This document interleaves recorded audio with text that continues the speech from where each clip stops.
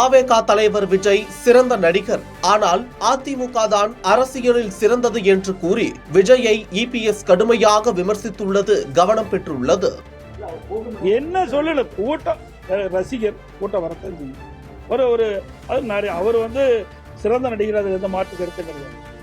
ஆனா சிறந்த அரசியல்வாதி நாங்க தான், மக்களுக்கு சேவை செய்தோம்னா நாங்க தான். தமிழக வெற்றி கழகத்தையும் அதன் தலைவர் விஜயையும் ஆரம்பத்தில் இருந்தே அதிமுக சுமூகமான போக்கிலே கையாண்டு வந்தது. இந்த சுமூக போக்கிற்கு அதிமுகவுடன் தாவேகா கூட்டணி பேச்சுவார்த்தையில் ஈடுபட்டு வந்ததுதான் காரணம் என கூறப்பட்டது. அதன்பின் அதிமுக தாவேகா கூட்டணி பேச்சுவார்த்தையில் உடன்பாடு எட்டப்படவில்லை என்பதால் அதிமுக பாஜகவுடன் கூட்டணி அமைத்து அதன் தேர்தல் பிரச்சாரத்தை தொடங்கியது. இது ஒரு புறம் என்றால், மறுபுறம் தாவேகாவும் அதன் பிரச்சாரத்தை மாவட்ட வாரியாக நடத்தி வந்தது. அப்போதுதான் கரூர் மாவட்ட பிரச்சாரத்தில் கூட்ட நெரிசல் காரணமாக 41 பேர் உயிரிழந்தது பெரும் அதிர்ச்சியை ஏற்படுத்தியது.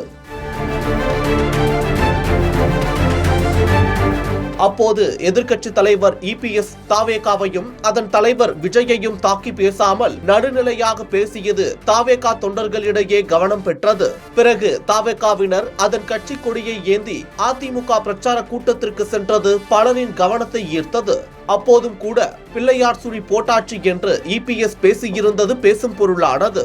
ஸ்டாலின் அவர்களே, நீங்க கூட்டணி நம்பி இருக்கிறீங்க, கூட்டணி தேவைதான். ஆனா அதிமுக தலைமையிலே அமைக்கப்படுகின்ற கூட்டணி வலுவான கூட்டணியா இருக்கும். பாருங்க, கொடி பறக்குது.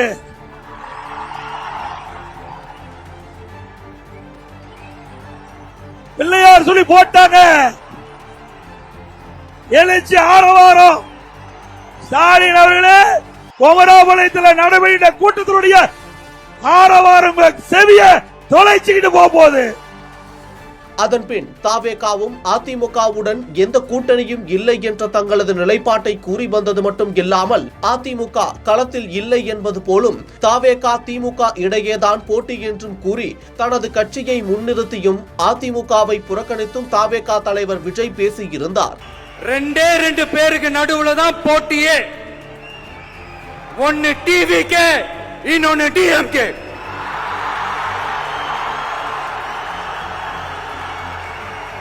இதனை தொடர்ந்து கவனித்து வந்த அதிமுகவும் விஜய் குறித்தும் தாவேகா குறித்தும் நேரடி தாக்குதலை தொடுக்காமல் இருந்து வந்தனர்.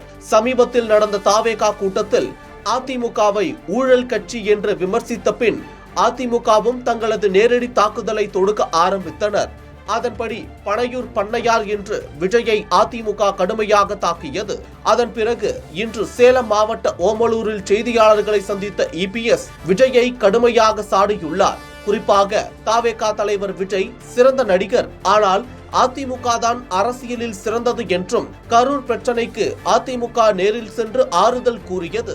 ஆனால் விஜய் சென்றாரா என்று கேள்வி எழுப்பி 2004ஆம் ஆண்டு சுனாமியின் போது ஜெயலலிதா அவர்கள் அதிகாரிகளின் எச்சரிக்கையையும் மீறி ஓடோடி நேரில் சென்று பார்த்தார் என்றார். மேலும் பேசிய அவர், எதுவுமே செய்யாமல் திரைப்படத்தில் இருக்கும் வரை சம்பாதித்து விட்டு தற்போது பல கோடி ரூபாயை விட்டுவிட்டு வந்துவிட்டேன் என்று சொல்கிறார். ரசிகர் மன்றங்கள் இருப்பதால் எதை வேண்டுமானாலும் பேசிவிட முடியாது என்று கடுமையாக விமர்சித்துள்ளார்.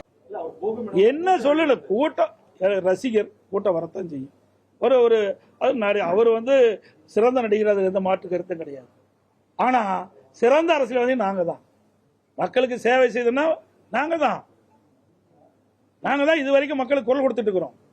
இந்த ஆட்சி எழுத்து கூட பேச முடியல, அது வரைக்கும் திரைப்படத்தில் நடிச்சுட்டு தான் இருந்தாரு.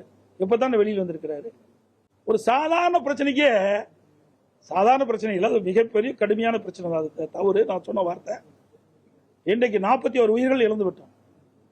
என்ன நடந்திருக்க வேணும்? யாருக்காக உயிரிழந்தார்கள்? அவரை காணதா, அவருடைய கூட்டத்தை, அவருடைய பேச்சை கேட்பதற்காக வந்த கூட்டம். என்ன பண்ணிருக்கோம்? நேரடியாக அங்கே போயிருக்கோம். நாங்களாம் ஓடல, நாங்கள் எந்த கட்சி அந்த கட்சின்னு பார்க்கல. நிம்மதிக்க முடியாத உயிர்கள் 41 போயிட்டு. பாவம், பரிதாபம். இந்த குடும்பம் எந்த நிலையில் இருக்கும்? அவர்களுக்கு எங்களால் முடிஞ்ச ஆறுதல் சொல்லலாம். இது அந்த ஆறுதல் கூட உங்களால் சொல்ல முடியலையே. அப்புறம் கட்சி நடத்தி என்ன செய்ய போறீங்க? இதே அம்மா இருந்தது, அம்மா இருக்கும்போது சுனாமி வந்தது, அதிகாரிகள் எச்சரிச்சாங்க. அதையும் மீறி கடலுக்கு போய் பார்த்தாங்களா இல்லையா? உடனே ஓடோடி பார்த்தாங்களா இல்லையா? எதையுமே செய்யாம திரைப்படத்தில் இருக்க வரைக்கும் சம்பாரிச்சிங்க. விட்டுட்டு வந்தீங்க, நான் பல்லாயிரக்கணக்கு கோடி விட்டுட்டு வந்தேங்கிறீங்க. யாருக்கா விட்டுட்டு வந்தீங்க இன்னைக்கு சார்? அதாவது விளையும் பயிர் முளையிலே தெரியுமாங்க. நாம மக்களை இன்னைக்கு ஒரு ரசிகர் பட்டாலும் ஏறலாம இருப்பதற்காக எதை வேணாலும் பேசிட முடியாது. இது 8 கோடி மக்களுடைய வாழ்வாதார பிரச்சனை.